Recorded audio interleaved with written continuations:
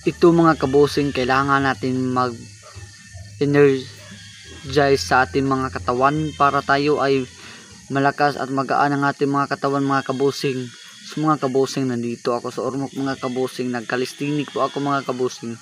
So mga kabosing, nagtry po ako na ng ganito at mayroong nanonood sa akin doon sa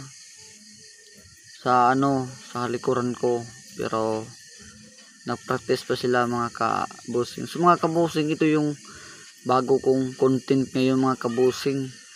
Isa akong kalistinik mga kabosing sa Ormoc City mga kabosing. So ito mga kabosing ay gagawa lang ako ng experiment mga kabosing. Ito mga kabosing, para din kayo mga kabosing ay gagawa kayo ng mga materials na gawa nito sa aking ginagawa sa aking mga kamay mga kabosing. So ito mga kabosing, mahirap to gawin kapag hindi ka hindi ka kalistinik mga kabosing. Ito mga kabosing, mahirap to gawin. Ito ay gagawa ko mga kabosing. Yun lang mga kabosing, yung video ko, next video na po tayo mga kabosing.